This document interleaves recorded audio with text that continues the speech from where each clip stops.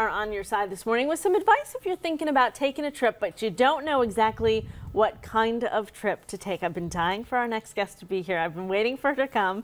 Nada Vergili is here with us. Good morning. Buongiorno. Good to see you. You morning. do tours of Italy. That's your thing, which is great because your family's there. Absolutely. That's how I got started. Just taking some friends over, see some cool places, neat places that they wouldn't find on their own, and get the cultural experience. Well, your tours are small group tours. Yes. Which is kind of nice. And I think some people struggle with that. If they're going to take the leap and take an overseas trip, do I go big tour, little tour, do I go by myself? Do you hear that a lot from people? Absolutely, especially when traveling to a foreign country and you have the language barrier, you don't know the road conditions, you're not sure about the road signs. There's so many things that can happen, and so a lot of people choose to go on tours or something that's organized. But again, there's so many different ways to get there. So, you know, you have the large group tour that, you know, everybody has this idea of being in the back of a big bus with, you know, being herded around town and having to get up early in the morning and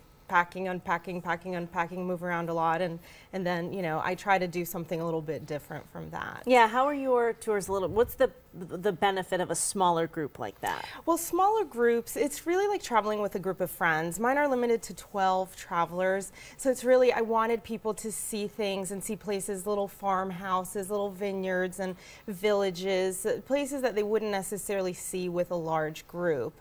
So getting really in the middle of the action, getting to know the people, the traditions, the culture, the cuisine, the wines, and that's something that you can do with a small group because you can get into the little trattorias, the family-run places where, you know, big groups simply can't get to. Well, and that's what you and I were talking about during the break, and we're seeing some pictures there from some of your trips, some video, but I get a little nervous when I go overseas because I think, well, if I'm on my own, sort of by myself, trying to figure out where to go, I want to be able to sort of choose my own adventure, but I don't necessarily want to do it all by myself. And that seems like small group is sort of middle of the road. It's a great compromise for a lot of people because, again, they want something organized. They don't want to have to do it all on their own, but at the same time, they don't want to drive. They still want to enjoy, have a good time, enjoy the vino, enjoy the food, and really feel safe too, feel comfortable that they're taken care of. I spent so much time on your website the other day just looking at the pictures of the different places that you visit. We only have about 15 seconds left,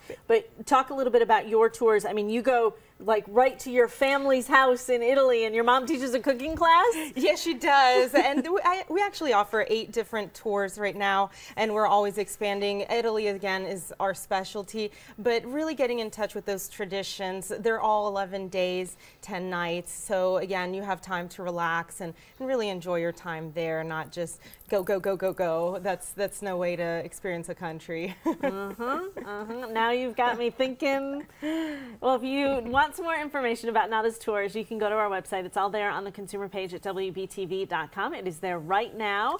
And if you have questions for her, I'm sure she'd be able to answer them as well, just about travel in general. Good to see you. Thanks for coming in. Thank you so much for having me. Lovely to have you here. It is 6:26, and we will be right back.